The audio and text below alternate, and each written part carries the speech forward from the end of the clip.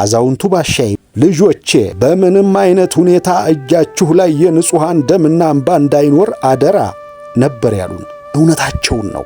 የንጹሃን ደምና እንባ ይፋረዳል። ለዲሞክራሲያዊ አቅም ግንባታ ይህን ያህል ሚሊዮን ብር ተመደበ ሲባል ያንሳል ብለን አጨበጨብን። ቀጥሎስ ለአዲስ አበባ ጽዳት አገልግሎት የሚውል ደግሞ ይሄንን ያህል ሚሊዮን ብር የቁሳቁስ ግብይት ተደረገ።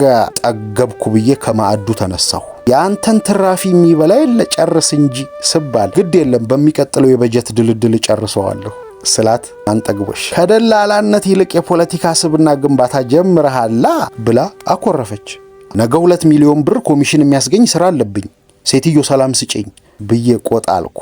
ኩርፊያዋም ጭቅጭቃችንም ቆመ። እኔ እንኳን የሚስቴን ኩርፊያ ለማስቆም 2 ሚሊዮን ከጠራው መንግስትማ የህዝብ እንባ ለማበስ ገና ምኑን በጀተው? ይብላኝ ለበጀቱ።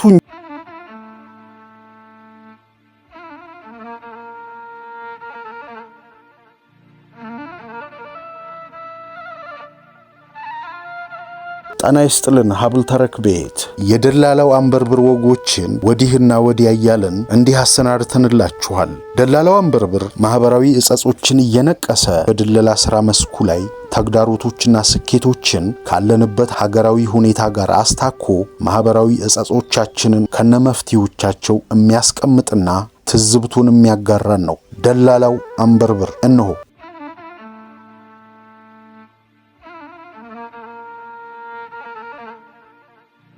መልስ አልባ ጥያቄዎቻችን። ሰላም እንዴት ሰነበታችሁ ወዳጆቼ በሙሉ። ነሐሴም ተገባዶ ወደ መስከረም አይደለም እንገሰግሰው። ወጋችንን እንደተለመደው በሰላምታ ጀምረን በድሮ ወግ እንዝለቀው። እንዳልኳችሁ ድሮ ነው አሉ መወያየት መልካም የሚባል የሬዲዮ ዝግጅት ነበረ። በዚህ ዝግጅት ላይ ለሀገር ይጠቅማል የተባለ ነገር እየተነሳ ውይይት ይደረግበታል ቢባልም መንግስትን የሚመለከት ተቃውሞ እንዳይሰማ ግን ከፍተኛ ጥንቃቄ ይደረግ ነበር አሉ። ይህ የምነግራችሁ ታሪክ ምሁሩ የባሻይ ልጅ እንደነገረኝ ከሆነ ብዙዎች ያለፉበት እውነት ነው። ለነገሩ ዛሬም የመነጋገሪያ ቻናሉ በስቶ እንጂ በመደበኛው የመንግስት ሚዲያም ሆነ በፓርቲው ቁጥጥር ስር ባሉት ሚዲያዎች አሳዳሪን መዳፈር አይቻልም። የሆነ ሆኖ ግን ብሶት ሲገነፍል እንዲተነፍስ ሲባል ብዙ ነገር እንዲወራ በገደምዳሜ ይፈቀዳል። ድሮም ቢሆን ህዝቡ ምን እንዳለ ለማወቅ አየሩ ነፃ ይደረግ ነበር ይባላል። በቀደም ምሽት ላይ ቤቴ ጠባብ ሳሎን ውስጥ ተቀምጬ ሳለው አንድ ጎረቤቴ መጥቶ አቶ አንበርብር ለመንግስት ሰራተኞች ደሞዝ ተጨመረ ሲባል ልቤ ፈራ አለኝ።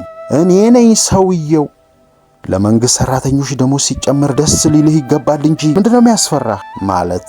እኔ ደግሞ የሚያስፈራኝማ ስግብግብ ነጋዴዎቹ እንዳይዘምቱብን ነዋ ሲለኝ እኔ ደላላው አንበርብር ምን ተስኖት ሳይታወቀኝ በንዴት ወላፈን ሰውነቴ ጋለ። አሁንስ በዛ። ምሁሩ የባሻይ ልጅ ከዓመታት በፊት አንድ የነገረኝ ጉዳይ ዛሬም አይረሳኝምና መንግስት መዋቅሩ ውስጥ የተሰገሰጉትን ክፉዎቹንና አልጠግባይ ነጋዴዎችን ካላስተነፈሰ በስተቀር ደሞዝ ጨመረም ግብር ቀነሰም በወንፊት ውሃ እንደመቅዳት ነው ነበር ያለኝ። እውነት እኮ ነው። ከበፊት ጀምሮ መንግስት ለሰራተኞች ደሞዝ ጨመረ እና አይጠረቄ ደግሞ ጎራዳቸውን ስለው ይነሳሉ። መንግስት ስግብግቦቹን አንድ ካላላቸው መደበኛው የዋጋ ግሽበት አልበቃ ብሎ የነሱ መጫወቻ ያደርጉናል ያለው ያ ጎረቤቴ ነው። ስግብግቦቹ ከቤተሰብ ጀምሮ እስከ ቅርብ ወዳጆች እየተፈላለጉ ሀገር የዘረፉበት ምዕራፍ ሲዳፈንባቸው በአይናችን ካላየን ዋጋ የለም። እውነቴን ነው ነበር ያለው። ግና ምን ይሆናል አንዱን ቡድን ሲነቅሉት ሌላው እየተተካ አስነዋሪ ድርጊት ለመደጋገም ጊዜም አይፈጅበትም። ምሁሩ የባሻይ ልጅ እንዲህ አለ። መንግስት ሆይ ዋናው ኃላፊነትህ ህዝብህን ከጥቃትና ከዘረፋ መጠበቅ ነውና እባክህ አሁንም ታሪክ ራሱን እንዳይደግም ተከላከል ነበር ያለው። አይሻልም እንዴ? አንድ ምሬተኛ ወዳጅ ደግሞ አንበርብር በህግና በስርዓት ማስተዳደር ሲቻል እንኳንስ ዘራፊ አሸባሪም ዝር አይልም የሚለው አባባል አለው። እኔ ደግሞ ይህ አባባል በሁሉም መንግስት መዋቅሮች ውስጥ ተጠናክሮ እላፊ ጥቅም በሚፈልጉ ላይ ሁሉ ህግ ይጠናከር እላለሁ። ለሀገር አንዳችም እሴት ሳይጨምሩ የሀገር ሀብት እንደ ድፎ ዳቦ እየተካፈሉ የሚበለጽጉ ህገ ወጦች ሀገር ያጠፋሉ እላለሁ። ምሁሩ ወዳጄም ሰርቶ ማሳየት እየተቻለ ሰርቆ መንጎማለል ነውር ነው ይለኛል። እኔ በበኩሌ ያለ ልፋት የሚበላ እንጀራ ያቀራል የሚል እምነት ስላለኝ ሌብነት ጸያፍ ነው የምለው። የሚያጸይፍ ድርጊትን መጸየፍ ያቃታቸው የሀብት ማማ ላይ ሆነው ቁልቁል ሲያዩን ያመኛል። ቅዱስ መጽሐፍ የጥበብ መጀመሪያ እግዚአብሔርን መፍራት ነው ይላል። እኔም በመሐይም አንደበቴ በመልካም ስነ ምግባር ታንጾ አገርን ማገልገል ሌላው ጥበቡ ነው እላለሁ። ህዝቡ ብሶቱ ከመጠን በላይ ሆኖ ሲጮህ ከመስማት በላይ የሚያሳዝን ነገር የለም። ህዝብን እያስለቀሱ በምቾት ለመኖር የሚያስቡ ባለስልጣናትም ሆኑ ባለሀብትን ባዮች ያስቡበት። በአንድ ወቅት እንደተባለው በራፋቸው እስኪሰበር አይጠብቁ፣ የሚሰማ ካለ ይስማ። እስኪ ወደ ሌላው ወጋችን እንመለስ። አረፍተ ነገሩ ሳይቀር ባለቤት አልባ በሆነበት ዘመን ዘንድሮ እኮ አመልካችና ተመልካች ብዙ እየተዛዘብን ነው። ተመልካች እኔ፣ አመልካች ደግሞ ማንጠግቦሽ መሆኗ ነው። ያለ ልማዷ እስኪ ወሬ እንስማ እያለች ማታ ማታ ዜና ተከፍትብኛለች። ደህና የዋልኩት ሰውዬ ሰምቶ ማለፍ አልችልምና የማይመስል ነገር የሰማው ሲመስለኝ ቀይሪው አልቀይርም በሚል ተኳርፈን ማምሸት ነው። ሰው ህገ መንግስት ይሻሻል እያለ ይወያያል፣ አንተ ብላ ታያይዘኛለች። 70% የሚሆነው የኛ ሰው የሚሞተው በማያገባው እየገባ ነው የሚሉ ፖስቶች አንብባችሁ ይሆን? እውነት ያለው አባባል ይመስላል። በሌላውስ እሺ አያገባኝም ብሎ መሸሽ ይቻል ይሆናል። ገንዘብ ሲሆን ግን ምን ታረጋላችሁ? ዘላችሁ ዳይቭ መግባታችሁ አይቀርም። ዋሸሁ። በተለይ ደግሞ እንደ ሀገራችን ባለቤት አልባ የሚመስል የዝርፊያና የጉቦ ዜና ስትሰሙ የሚያስችላችሁ አይመስለኝም። ከሀገር በላይ ትዳር የለማ አለ እንዴ? እና እንዳልኳችሁ በጣም ቆይቷል። አንድ ምሽት እኔና ማንጠግቦሽ ዜና እያየን ነበር። የግድ ነዋ። ለዲሞክራሲያዊ አቅም ግንባታ ይህን ያህል ሚሊዮን ብር ተመደበ ሲባል ያንሳል ብለን አጨበጨብን። ቀጥሎስ ለአዲስ አበባ ጽዳት አገልግሎት የሚውል ደግሞ ይሄንን ያህል ሚሊዮን ብር የቁሳቁስ ግብይት ተደረገ። ይሄንን ስንሰማ እኔ በበኩል ያልዋጥልህ ብሎኝ ጠገብኩ ብዬ ከማዕዱ ተነሳሁ። ያንተን ትራፊ የሚበላ የለ ጨርስ እንጂ ስባል ግድ የለም በሚቀጥለው የበጀት ድልድል ጨርሰዋለሁ ስላት አንጠግቦሽ ከደላላነት ይልቅ የፖለቲካ ስብና ግንባታ ጀምረሃላ ብላ አኮረፈች። መቼም ይሄ ሚሊዮን የሚባል ስም የማያፋታው ነገር የለም ብላት ብሰራት ኩርፊያዋን አላቆማለች። በኋላ ነገ 2 ሚሊዮን ብር ኮሚሽን የሚያስገኝ ስራ አለብኝ፣ ሴትዮ ሰላም ስጪኝ ብዬ ቆጣ አልኩ። ኩርፊያዋም ጭቅጭቃችንም ቆመ። እንግዲህ አስቡት፣ እኔ እንኳን የሚስቴን ኩርፊያ ለማስቆም 2 ሚሊዮን ከጠራው መንግስትማ የህዝብ እንባ ለማበስ ገና ምኑን በጀተው። በዚህ ላይ በጣም ብዙ ቢሊዮኖች የተጨማሪ በጀት ጥያቄ የሚያስነሳ የሰራተኛ ደሞዝ ጭማሪ ያለበት። ይብላኝ ለበጀቱ እንጂ የገንዘብ ነገር ሲነሳ የሁላችንም ልብ ይንጠለጠላል። ወሬው ሁሉ የሁሉም ነገር እጥረት በሆነበትና በየቀኑ የምግብና የሌሎች ቁሳቁሶች ዋጋ በሚንርበት ሀገር ውስጥ ገንዘብና የልባችን ምት አካል ባይሆን ነው የሚደንቀው። ገንዘብ ለማግኘት ሲባል ላቡን ከሚያንጠባጥበው ባተሌ ጀምሮ የሰው ማጅራት እስከሚጠቀልለው ድረስ በዚህ ዘመናችን ብዙ ያየን ለመሆናችን ማስረጃ ፍለጋ መባዘን አያስፈልገንም። በቀደም ለታ አንዱ ከክፍለ ከተማ እየተናደደ ሲወጣ አገኘሁት። አስቁሜው ምን እንደሆነ ስጠይቀው በቀደምለት እዛ ህዝባዊ ስብሰባ ላይ ምድረ ሌባ እያልክ ማንን ስታሳጣ ነበርና ነው ዛሬ መጣሁ ብሎ አንዱ ሹም ከቢሮ አስወጣኝ ሲለኝ፣ ምን ነካህ? ገዢው ፓርቲ ከህዝቡ በቀረቡልኝ ጥያቄዎች ላይ ተመስርቼ በእቅድ ላይ የተመሰረተ እርምጃ ለመውሰድ ተዘጋጅቻለሁ አለኮ ብዬ ስነግረው ከት ብሎ ሳቀብኝ። አንበርብር ስንት ነገር ታውቃለህ ሲባል አላዋቂ ለምን ትሆናለህ ካለኝ በኋላ ፓርቲው ራሱ እኮ ውስጥ የተሰገሰጉትን መነጥራለሁ ብሎ ገና እያሟሟቀ ነው ብሎኝ በቆምኩበት ጥሎኝ ሄደ። ወይ ጉድ! እንደው አንዳንዴ የወሬ አድባር ምን ቢቀየማችሁ አንድ ነገር እንድትሰሙ ወይ እንድታዩ ሳያደርጋችሁ አይውልም። እውነቴን እኮ ነው። ነገሩን ነው እንጂ እኔም እኛን የመሰለ ወሬ አምላኪ የወሬ አድባር ይቀየመናል ብዬ አይደለም። ይችን ርዕስ ሁል ጊዜ ሳላነሳባችሁ ቀርቻ አላውቅም። መቼ ምን ላድርግ፣ እንዲያው ነገረ ስራችን ዝም የሚያስብል አልሆን ስላለኝ እኮ ነው።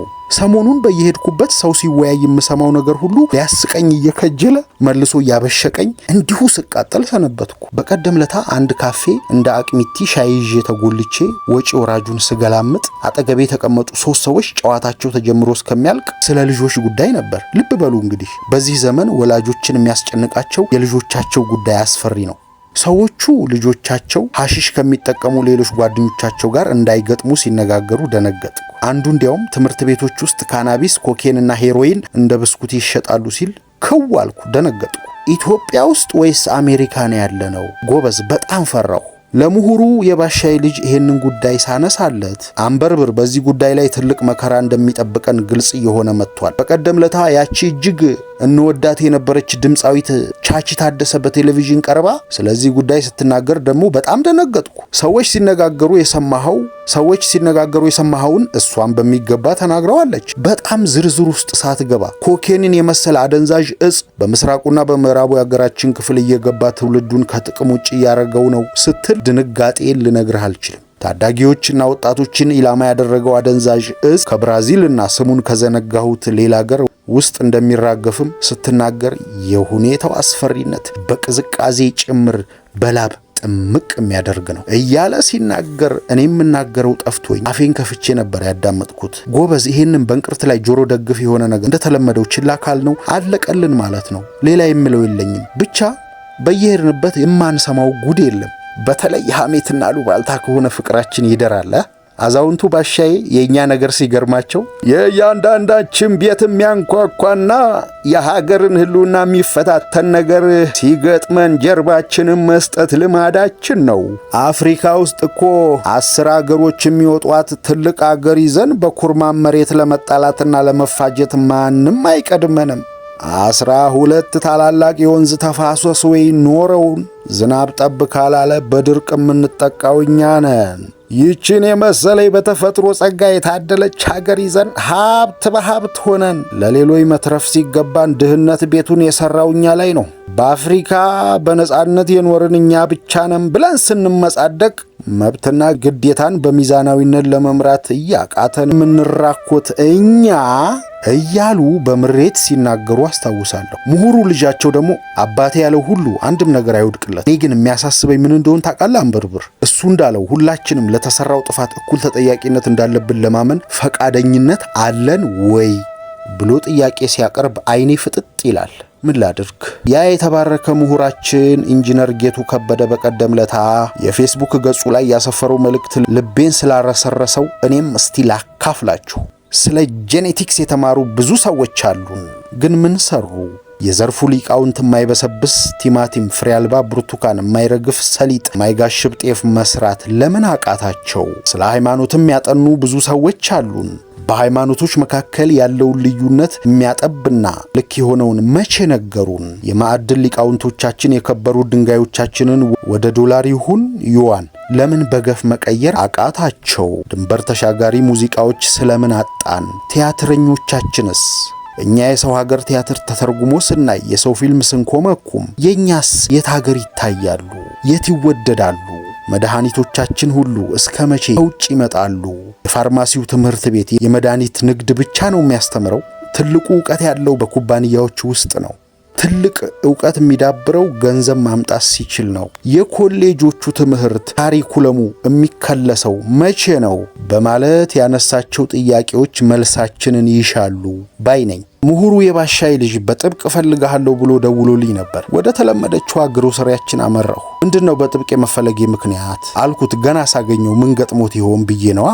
ጠዋት ሲስቅ ያያችሁት ሰው ማታ ቀብሩን ድረሱ በሚባልበት ጊዜ ጤናውን ካልተጠራጠርኩ ምኑን ልጠራጠር ኖረዋል? እንደ ፖለቲካና ኑሮው ከፍ ዝቅ እንደ ኑሯችን አቋም ላይ እናታች እያለ የሰውን ጤና እንዲህ ነው ብሎ መናገር በጣም ከባድ እየሆነ እኮ ነው። ታዲያ እንደገመትኩት ሳይሆን ኧረ ደህና ነኝ፣ ብቻ የዚህች ግሮሰሪያችን ነገር አስደንቆኝ ነው።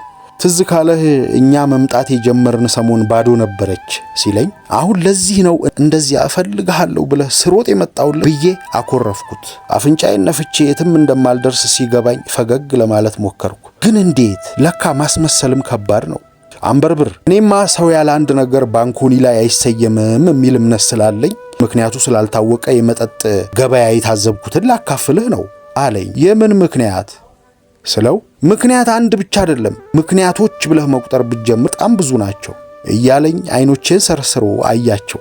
ደሞ ለመሸታ ምን ኮርኳር ያለው ብለህ ነው በማለት ተዘርዝረው የማያልቁት ጥያቄዎች ብዛት እየታወሰኝ ስለነበር የቀረበልኝም ቢራ ከምኔው እንዳጋባሁት አልታወቀኝም ነበር።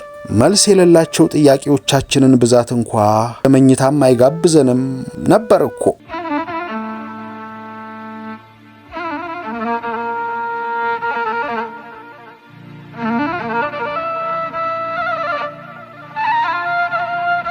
ማን ነው ባለተራ? ቢያልፍልን ነው ወይስ ቢያልፍብን የሚገርመው ብላቸው አዛውንቱን ባሻይ ደሞ ምን ሰማ አሉኝ ተሰላሽተው። ጉድ በማያልቅበት ዓለም እድሜያቸው ረዝሞ መከራ ያያሉ። አንዳንዴ እሳቸውን እያየሁ እግዚአብሔርም አውቆ ሰማይን አርቆ እላለሁ። አስባችሁታል? አማካይ የእድሜያችን ጣሪያ እንደ ወጉ 70ና 80 ቢሆን ኑሮና በጀታችን ኦዲት ሲደረጉ ለካ 40 አካባቢ ስንደርስ ሰከን የሚያደርገን ወዶ አይደለም ያስብላል። ግን ጣሪያችንና ኪሳችን እኩል እያፈሰሱ የጎርፍ ኑሮ እየኖርን ሰነባበትን አልሰነባበትን ምን ልዩነት አለው ብላችሁ ለማን ትተነፍሱታላችሁ? እውነቴን እኮ ነው። ጊዜን አሰናክሎ የህይወትን ትርጉም ለማብላላት አቅም ያጣው ቁጥሩ በላቀበት በዚህ ዘመን እንዲህ ያለውን አስተያየታችሁን በጨለምተኝነት ብቻ ሳይሆን በሽብርተኝነት ሊያሳማችሁ ይችላል። ያውም ነገራችን ሁሉ ወዲህና ወዲያ በሆነበት ዘመን የደላቸው ከተረፋቸው ፍርፋሪ አፋችንን ሳናሟሽ። ለነገሩ የዘመኑ ሰው በማለዳ ቁርሱን ዱለት ወይም ምላስ ሰንበር በልቶ በድራፍት በሚወራረድበት በዚህ ጊዜ ምንስ ቢፈጠር ማንን ቢያማ ምን ይገርማል? መተማማት እንደሆነ የዘመናችን ወረርሽኝ ሆኖ ሁላችንንም ለክፎናል። ዘመነ ልክፍት በሉት። ታዲያ ባሻይ ሲጠይቁኝ የመለስኩት እንደኛ አይነት ችግር በችግር በተደራረበበት ሀገር ካለችው በጀት ላይ ይዘረፋል፣ ሂሳብ ማወራረድ አልተቻለም ተብሎ ፓርላማ ሳይቀር ሪፖርት ሲቀርብ መስማት ነውር አይደል የሚል ነበር። ያልተሰራበትና ህጋዊ ባልሆነ መንገድ የወጣው ሲደመር ናላ ያዞራል እኮ ብላቸው በስርዓት ሰርተን መኖር አቅቶን ወሬውን ማን ያውራልን ብለው ዝም አሉ። ዝምታቸው ሲቀጥል አንዳንዴ ባሻይ እንዲህ ላለው ጨዋታ አይመቹም እያልኩ ተለየኋቸው። ሐሜት አይወራረድ ማለት ተገቢ መሰለኝ። እስኪ አሁን ምን አለበት ስለ አደባባይ ጉዳችን ብንነጋገር? አጉል ያልሆነውን ነን የማንፈጽመውን እናስባለን ማለት ተለምዶ ይሄው ጨዋታም በገደብ ሆዲፍጀው ማለት ብቻ። እኔ አንዳንዴ የመናገር ነጻነት የተተነበየለትን ያህል አልጸደቀም ሲባል ስሰማ ጨቋኙ መንግስት ወይስ እኛው ራሳችን የሚለው ጥያቄ በአእምሮ እየተመላለሰ ያወላግደኛል። ከሐሳብ እስከ መንገድ እያወላገደን ሶስተኛውን ሚሊኒየም ከጀመርን 18 ዓመታት መንጎዳቸው እንደ ተአምር ካልታየን ምን እንደሚታይ ራሳችሁ ፍረዱ። መፍረድ ካቃታችሁ ወደ ለላይኛው ጌታ አመልክቱ፣ ኤሎሄ በሉ። መቼም ጨዋታ ቀስቃሹ ጨዋታ ነው። ሰሞኑን አይገኝም ብዬ በገፍ ማስገባው ያልተጣራ ወሬና ሉባልታ ጭንቀት እየፈጠረብኝ ስራ አላሰራኝ ቢለኝ ለምሁሩ የባሻይ ልጅ ደውዬለት እባክህ ቡና እንጠጣ እያልኩ ስራ ሳስፈታው ሰነበትኩ። ቡናን ወደ ውጭ በመሸጥ ከተጠቀምነውና ወሬውን በቡና ይዘን ካቃጠልነው ዕድሜ ይበልጥ በማንቻው እንደተጠቀምን እኔ እንጃ። ራሴን የመታዘብ አመሌ ሲነሳብኝ ግን ይሄንኑ ጥያቄ ለራሴ አቀርባለሁ። እንግዲህ ብዙ ጊዜ እንደምላችሁ ምድራችን የጥያቄዎች ጎተራ ስለሆነች ራሴን ለጠየቅኩት ጥያቄ ሁሉ መልስ በማሰላሰል እንዳትወጠሩ አደራ። የዘመኑ ሰው ለአደራ ባይታመንም እኔና እናንተ ግን ሽርክ ነን ብዬ ገምታለሁ። እንዲህ እየተባባልን ጊዜውን ካልገፋ ነው ጸብ በደላላ ብለን እንጋጫለን። እኔና እናንተ ከምንጋጭ የቀረው ቢቀር ይመረጣል አይደል እንዴ? ታዲያ ምሁሩ የባሻይ ልጅ ከተፍ ከማለቱ ምን ቢለኝ ጥሩ ነው? አንበርብር ከአለት ፍልፈላ ስልጣኔ ወደ ጭቃ ምርግ እንደወረድን አስበኸው ታውቃለህ ነበር ያለኝ። የደላላ አእምሮዬ ያለ ትንታኔ ስለማይኮረኮር ምን ለማለት ፈልገህ ነው አልኩት። ከአክሱም ሐውልቶች እስከ ላሊበላ ውቅር አብያተ ክርስቲያናት ድረስ የጥበብ ችሎታችን የት ሄዶ ነው ወደ ጭቃ ረጋጭነትና ወደ ጭሰኝነት ሕይወት ወርደን ስንሰቃይ የኖር ነው ያልኩህ ነው ያለሁት ብሎኝ አረፈው። ድብርትና ጭንቀት ፈጠረብኝ ካልኳችሁ ከሰሞንኛው የወሬቱ ማታ ይልቅ ይሄኛው ትንታኔ ብሶብኝ አረፈው። ጉድ እኮ ነው። ርቃለሁ እያልኩ ካንቺ ሸሸጋለሁ፣ እድሜን በሙሉ ወንዝ ሻገራለሁ። ዳሩ ምን ያደርጋል ወንዙን አቋርጬም ስምሽ ትዝ ይለኛል አለ ያገሬ ሰው። ይሄ ያገሬ ሰው ስንቱን ችሎ በስንቱ ገጥሞ ከስንቱ ታግ እንደኖረ ይገርማል። ኋላ ቡናዬን ፉት እያልኩ አስቤ ማሰብ እንኳ አያስፈልገውም ነበር። ማን እርስ በርስ ይጋደልልን ታዲያ አልኩት። ለ3000 ዘመናት የድሎት ታሪክ የተነገረው ትውልድ ከዚህ የተሻለ ጠይቆ ካለበት የተሻለ ምን ማግኘት ይችላል ታዲያ?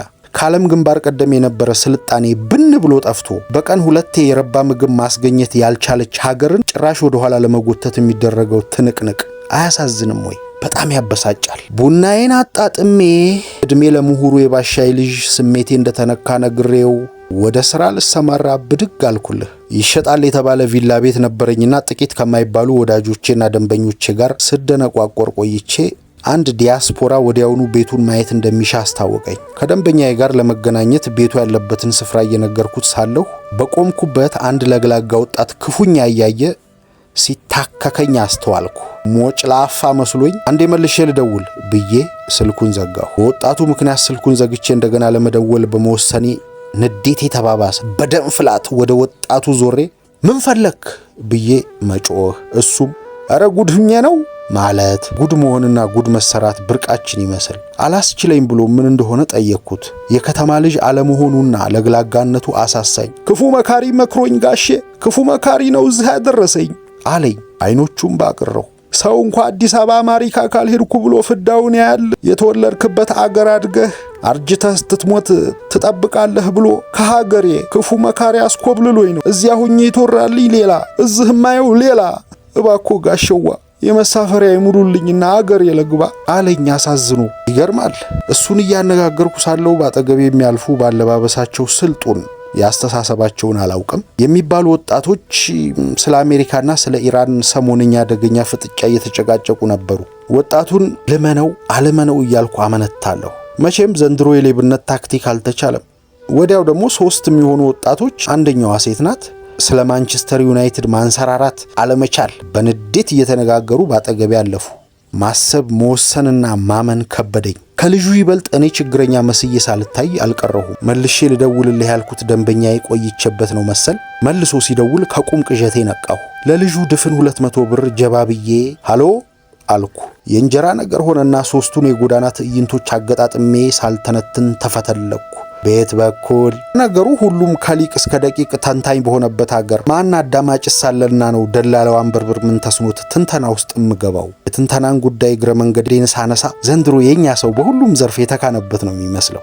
ምላስ ከእጅና ከእግር ፈጣን መሆኑ ቢታወቅም እጅና እግርን በማስተሳሰር ጭንቅላትን መጠቀም ከተቻለ ምግብ የለ ትምህርት፣ ጤና የለ ትራንስፖርትና ሌላው መሰረተ ልማት ሳይቀር እንደ ሰማይ አይርቁብንም ነበር ወይ ነዶ። ከዲያስፖራው ደንበኛዬ ጋር የተቀጣጠርንበት ስፍራ እኩል ደረስን። ወደ ተባለው ቪላ የሚወስደው መንገድ ውሃ ለመሰለችው የደንበኛ አዲስ የኪራይ መርሴዲስ መኪና ተስማሚ ቢሆንም ማቆሚያ ፍለጋ ግን ቁም ስቅሌን አይቻለሁ። አይደላላ መሆን አልኩ ቢቸግረኝ። ደንበኛዬ መኪናውን እንደ አይኑ ብሌን ከማየቱ የተነሳ ለምን አንዳንድ ዕቃዎች ጨማምሮ እዚያው አይኖርም ያሰኛል። ቪላ ቤቱ አይተን ስናበቃ ሻጭና ገዢ ጥግ ይዘው ማውጋት ጀመሩ።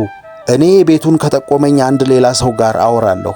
ለመሆኑ ቤቱ የዝች አንድ ፍሬ ልጅ ነው አልኩ ደንበኛዬ ወደሚያናግራት ለግላጋ ወጣት እያየሁ። የውርስ ንብረት ነው፣ ከወንድሞቿ ጋር አልስማማ ስላሉ ሸጠው ለመካፈል ወስነው ነው። እናትና አባት ላይታች ብሎ ያፈሩትን ንብረት ይሄውልህ የዛሬ ልጅ ፍቅር አጥቶ ይጫወትበታል ብሎኝ በረጅሙ ተነፈሰ። ውሎ አድሮ ሁሉም የቤተሰቡ አባላት በተገኙበት ቤቱ በ50 ሚሊዮን ብር ሲሸጥ እኔም ኮሚሽኔን ተቀበልኩ። ቤቱን የሸጡት ወንድምና እህቶች ገንዘብ ተከፋፍለው ሲያበቁ ዳግመኛ ዞረው የሚተያዩ አይመስሉም ነበር። እንዲህ የሚበታተነው ቤተሰብ መብዛት ይሆን ሰውን ሁሉ ሆድና ጀርባ ያደረገው? እኔማ ፈራሁ። የአንዳንዶቻችን ሁኔታ አገርንም እንደነዚህ ቤተሰቦች የሚያስበትን ይመስላል። ያስፈራል አትሉ? በሉ እስኪ እንሰነባበት። ከመሰነባበታችን በፊት አንዳንድ ነገሮች ብዙ ያስገርሙኛል የሚለውን የዝነኛው ጥልዬን ዜማ ልጋብዣችሁ ሳበቃ አንድ ያስገረመኝን ነገር ደግሞ ላውጋችሁ።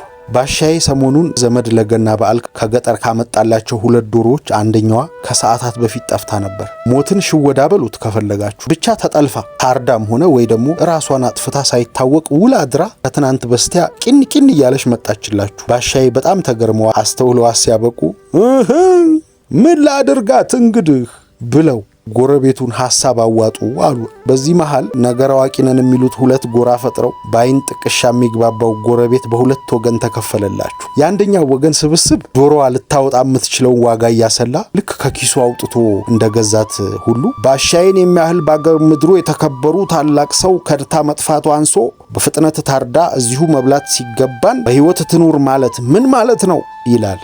ሌላው ጎራ ደግሞ ተቀብሎ ይቺ ዶሮ ተልኮ ቢኖራት ነው እንጂ ልዩ ተሰጥኦ እንዳላት እንደ ውሻ ነፍንፋ ስትመለስ አንገቷን ጠምዝዞ ወንዝ መጣል ነው በማለት አስደንጋጭ መፍትሄ አቀረበ። ባሻዬ ካሰቡት በላይ ጎረቤት በዶሮዋ ጉዳይ ለ2 ተከፍሎ ቢያዩት ወይ ጉድ!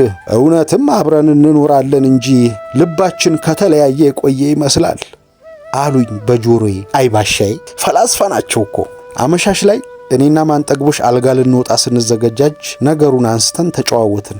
አንቺዬ እውነት ጎረቤቱ በ2 ጎራ በመከፈል ጠፍታ የመጣችው ዶሮ ጉዳይ የምር ሳስቦት ነው ወይስ ከጀርባ ሌላ ነገር አለ ብዬ ከኔ እሷ ታውቅ ይሆናል በማለት ብጠይቃት አንተ ደግሞ ባሻዬ ሰውን ሁኔታ ለመለካት ወስኑባት ሲሉ አዳሚ አጋጣሚውን በመጠቀም የልቡን ክፋት አውጥቶ እንዲያ አይኑ ደም እስኪመስል የተጠዛጠዘው እኮ ባሉባልታና ሐሰተኛ ወሬ ስለተካነ ነው አለችኝ።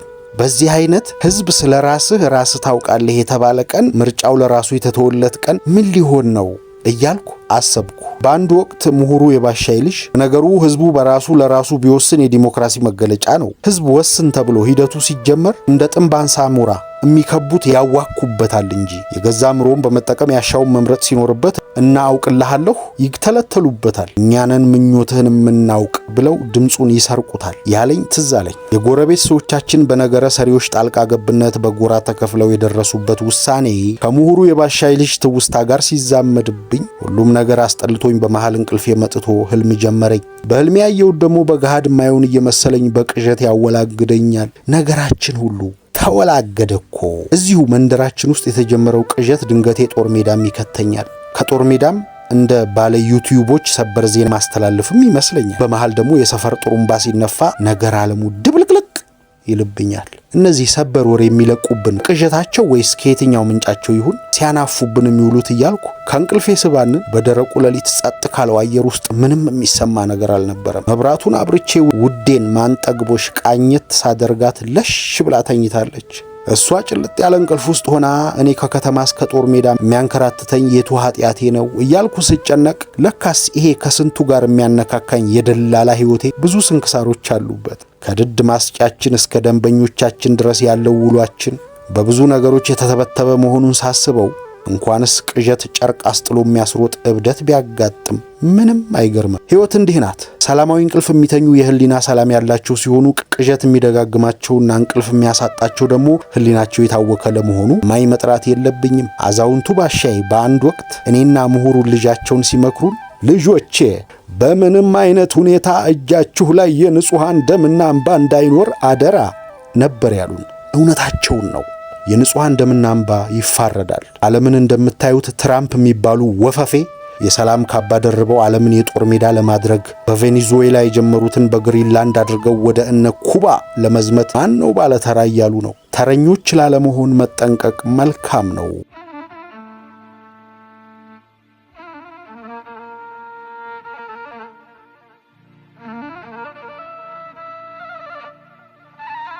የጭካኔው መዘዝ።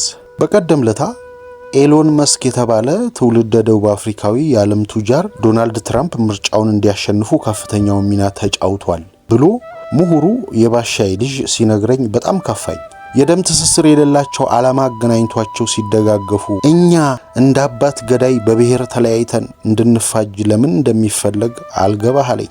ዓለም በአስተሳሰብ መጥቆ የከፍታው ደረጃ ላይ ሲገኝ እኛ ባለህበት እርገጥ ላይ መሆናችን በጣም ከነከነኝ። በመሃል ግን የሥራ ስልኬ አዲስ መልእክት ደርሶት አስነጠሰላችሁ። አውጥቼ ሳይ መልእክቱን አፋልጉኝ ይላል።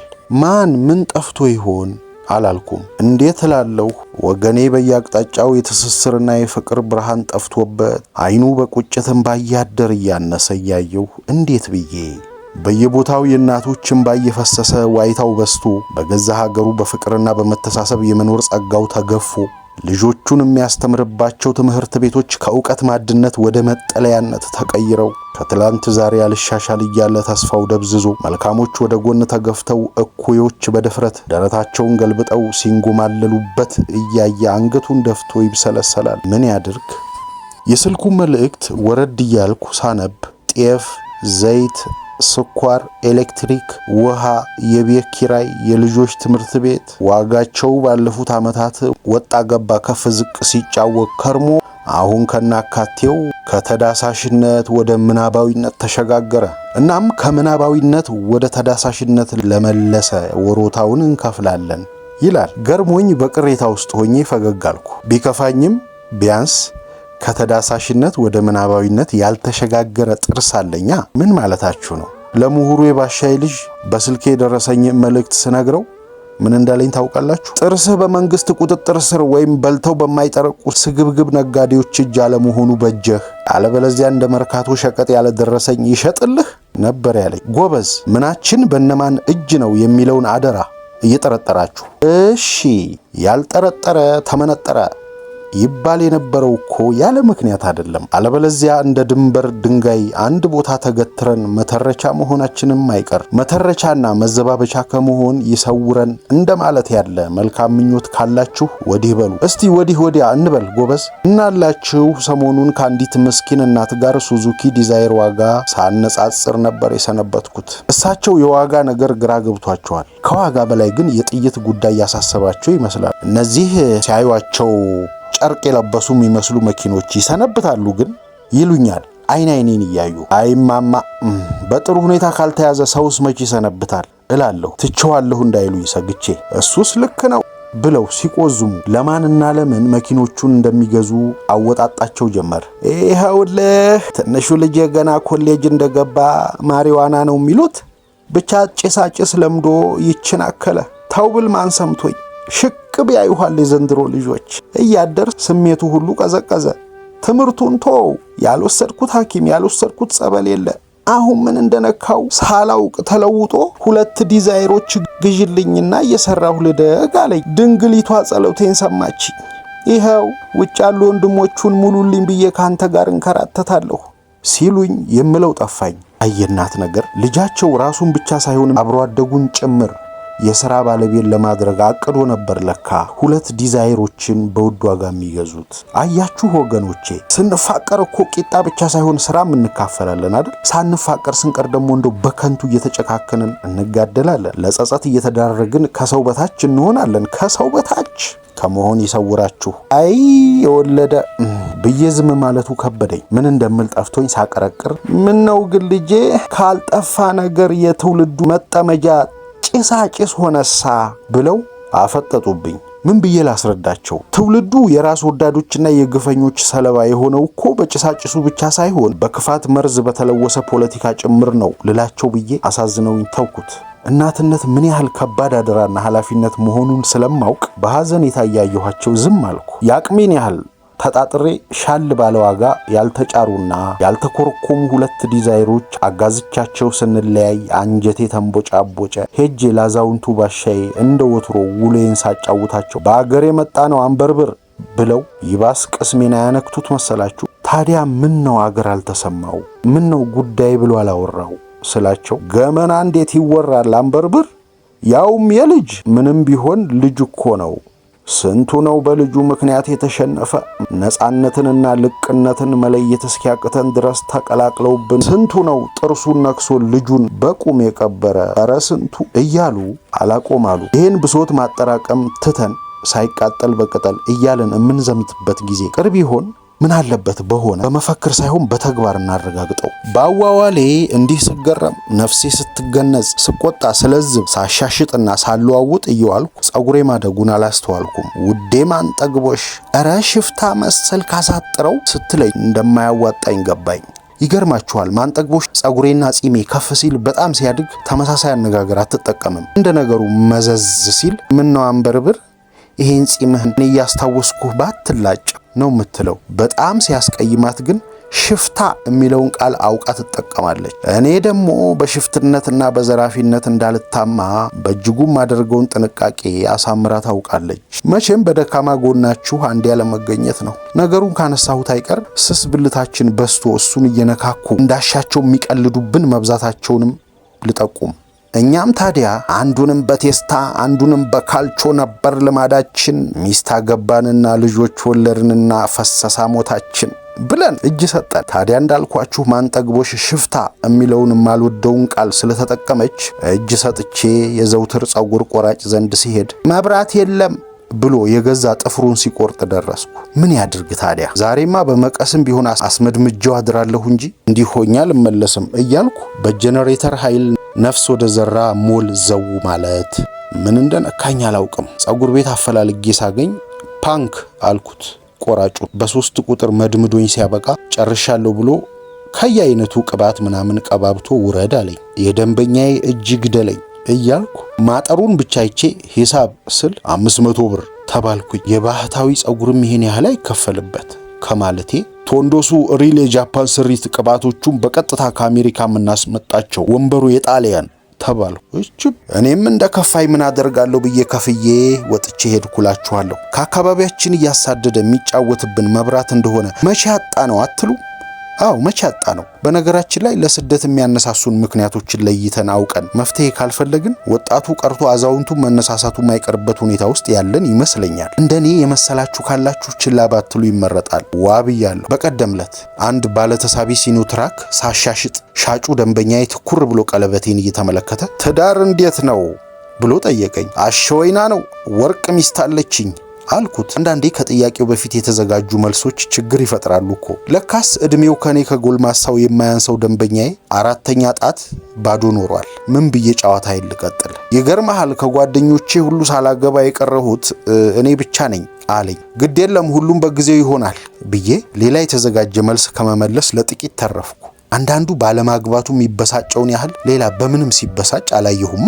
ምን ነው አልኩት ብዙም ያልደነቀኝ መስዬ። በዚህ ዘመን ስንትና ስንት የሚያስጨንቁና የሚገራርሙ ጉዳዮች እያሉብን የአንድን ሰው ማግባትና ለማግባት ምን ይደንቃል? ሰውየው ግን ምሬት ውስጥ ያለ ይመስላል። እውነቴን ነው። እድሜ ለጓደኞቼ መማሪያ ሆኑኛ። አንድ ሁለቱ ይሻላሉ እንጂ የሰባቱ ኑሮ ሲኦል በለው። ነጋ ጠባ ጭቅጭቅ ነው። ዘመኑ እንደምታዩ ስለ እኩልነት የሰበከውን ያህል ስለ አንተ ትብስ አንቺ አይሰብክም። እናም እኔ ይሄን እያየሁ ምን ተማምኜ ላግባ? ያውስ በመሸበት ማደር በቀለለበት ዘመን ሲል አሁን ትንሽ ገባኝ። በመጠኑ ማለቴ ነው። በኋላ ስራዬን ጨራርሼ ኮሚሽኔን ተቀብዬ ከባሻዬ ጋር ስንጫወት ይኸው ደንበኛዬ ያለኝን ብነግራቸው ባሻዬ አንገታቸውን ወዝወዝ አድርገው ዋ ብለው ቀሩ። ምን ነው ስላቸው ያለ ሙያቸውና ያለ ዕውቀታቸው ገብተው የተደናገሩ ከበሮ መቾችን እያየ ስንቱ ከበሮውን ትራስ አደረገው። ስንቱ ዛሬ ታይተው በነገታው በፈረሱ ትዳሮች የወደፊት ተስፋው ፈረሰ። ለአገር ለወገኑ ስንት ዓላማና ዕቅድ ያለው ከሱ በፊት የነበሩትን እያየ ስንቱስ ሐሞቱ ፈሰሰ። ስንቱ ሰላማዊ ትግልን ሸሸ። ስንቱ ፖለቲካን እንዳይነ ምድር ተጠየፈ። ስንቱ የዘመናችንን ውል አልባ ጭካኔ ጠላ ሲሉኝ አዝማቹን እየደጋገምኩ አጀብኳቸው። ነገር ግን በመሃል ሌላ ሐሳብ መጣልኝ። ከክፋት ጋር አብረው ተወልደው ያደጉ የሚመስሉ ደግሞ ይሄንን አጋጣሚ በመጠቀም በሰው ደም ሲነግዱ ማየት ይቀፋል። አንዳንዱ ለሀገር ደንታ የለው፣ ለትውልዱ አያስብ፣ ከዘመን አስተሳሰብ ጋር አይራመድ፣ ብቻ እንደ አጋሰስ እየበላና እየጠጣ ደም ማቃባት መደበኛው ስራው መሆኑን ሳስብ ውስጤ በገነ። ኧረ በስንቱ እንቃጠል። በሉ እንሰነባበት። እንቅልፍም እንደ ዘመኑ ሰው ሰዓቱን ጠብቆ አልገኝ እያለ ሲያስቸግረኝ ሁሌ እንደማደርገው ምሁሩ የባሻዬ ዘንድ እደውላለሁ። ለግሮሰሪ የምናጠፋው ብቻ ቢደመር አንድ የቢራ ፋብሪካ ያስከፍተን ነበር እኮ እለዋለሁ ስንገናኝ። በኮሪደር ልማቱ መንደሮች ፈራርሰው ወደ ፓርክነት በሚቀየሩበት በዚህ ጊዜ እንዴት የቢራ ፋብሪካ ትመኛለህ አለኝ። ከተወሰነ ጊዜ በኋላ መጠጥ የሰው ልጅ ብቸኛ ጊዜ መግፊያ ከሆነ ሀገሩ በእንቅልፍ ጦት የዝንጀሮ መጫወቻ እንደሚሆን የሚታየኝ እኔ ብቻ ነኝ ማለት ነው። እውነቴን እኮ ነው። የ10 ሳንቲም ቆሎ ኮርሸማ አደርግና አንድ ጣሳ ውሃ ጭልጥ አደርግና ተመስገን እላለሁ ኑሮ ይባልና ብሎ የገጠመው ሰውዬ ዛሬ አግኝታችሁት ብትጠይቁት እንኳ ለአንድ ጣሳ ውሃ ጥበቃ አንድ ጠርሙስ ቢራ ብሎ ቢያሻሽለው እንደሚመኝ ያስረዳችሁ ነበር። ሰውን በቁጥጥር ስር ማዋል ብሎ ተአምር ታዲያ ከዚህ በላይ ምን አለ? ተፈጥሮ የለገሰንን ውሃ የገብስ ጭማቂ ሲያስንቀው ማለቴ ነው። ለማንኛውም ይሄ በቀን የለመድነው መጠጥ ከዚህ መርዝ ፖለቲካ ጋር እየተሸረበ ምን እንደምናደርግ ሳስበው ክፍት ይለኛል። አይዞህ በሉኝ እንጂ። እናም ከባሻዬ ልጅ ጋር የባጤ ቁጡን እያወራን በመሃል አንድ ተረት አመጣ። ከፍ ዝቅ ሄድ መለስ የሚለውን ነገር ስራችንን አስታኮ የሾተላይ ልጅ የገበታ ውሃ ይወስደዋል ብሎ ተከዘ። ተረቱ ተመቸኝ። የተመቸኝ ከዚህ ሁሉ የልማትና እድገት ልፍለፋ በኋላ ለገበታ ውሃ መቸገራችን ብቻ ሳይሆን የገበታ ውሃ የኢንዶኔዥያ ማዕበል አንገላቱ የማይገለውን ነፍስ እዚህ ጸጥ እያደረገው ማየቴ ነው። በቀላል አባባል ነገር ሳላንዛዛ እኛ እና እናንተ የሚለው ክፉ ነገር ውስጤ ገባ። የመሰንበቻውን የጭካኔ ግድያና አጉል ውዝግብ ሳብሰለስል ከውስጤ የሆነ ድምፅ ተሰማኝ። ቅዠት ሳይሆን ጭንቀት የያዘው የሚመስል ግን የሚሰማ ነው። ድምፁ ምንድን ነው አትሉኝም? ነገራችን ሁሉ ቀልቀሎ ስልቻ ቀልቀሎ ስለሆነ ጭካኔ በስቶ ሰብአዊነት ከውስጣችን ነጠፈኮ። ለማንኛውም ከዚያን የእብደት አባዜ መለስ ብለን ለነገው የጋራ ጣፈንታችን ካልተጨነቀን መጪው ጊዜ ከባድ ነው። በየቦታው እየዞርኩ በማየው ሁሉ ደስተኛ አይደለሁም። ከትናንት ዛሬ ከዛሬ ነገ አልሻል ካለን ጽኑ ደዌ ለክፎናል ማለት ነው። መድኃኒት ሳይኖረን በሽታ ማስታመም እንደማይቻለው ሁሉ ሀገር ሳይኖረን መኖር አይቻለንም። እኔ ደላላው አንበርብር ምን ተስኖት የጭካኔያችን መዘዝ እያስጨነቀኝ ነው። ደላላው አንበርብር ምን ተስኖት። በቀጣይ እንገናኝ።